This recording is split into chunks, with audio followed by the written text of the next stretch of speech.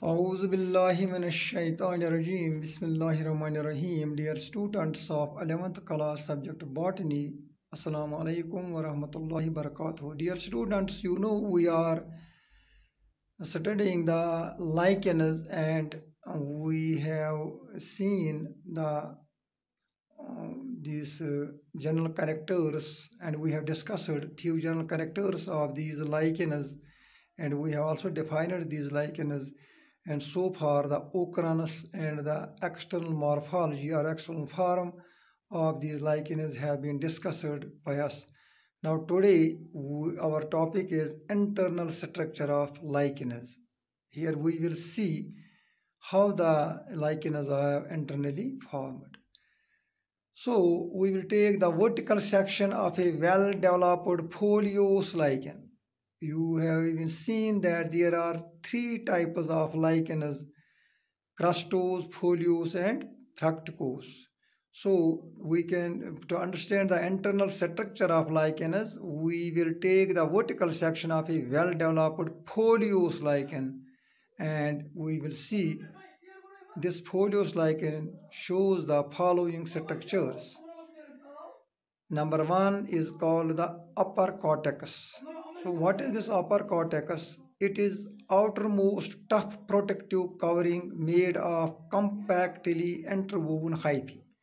This upper cortex of the lichen is the outermost tough protective covering. It protects the lichen and is made of compactly interwoven hyphae. Hyphae which are one upon another. Interwoven means one upon another. In some foliose lichens, upper cortex has pores which are known as breathing pores, through which gaseous exchange takes place. So here you should remember that first of all, upper cortex is the outermost protective covering which is made of compactly interwoven hyphae, and has also pores which have been called the breathing pores, and through these breathing pores gaseous exchange takes place. Other structures that help the gaseous exchange are cyphalae, cyphalae. Now the second layer is the algal layer. This algal layer is inner to upper cortex, and it is a distinct region of loose fungal tissue in which many algal cells are embedded. Algal layer is the second layer of this foliose lichen. Internally, it shows that it is found inner to upper cortex and is a distinct region of loose fungal tissue in which many algal cells are embedded. Example is the Parmelia. In some lichens, the algal cells are uniformly distributed. The algal cells are uniformly distributed throughout the thallus. Now the third layer is the medulla, medulla, medulla. The medulla forms the bulk of the thallus. It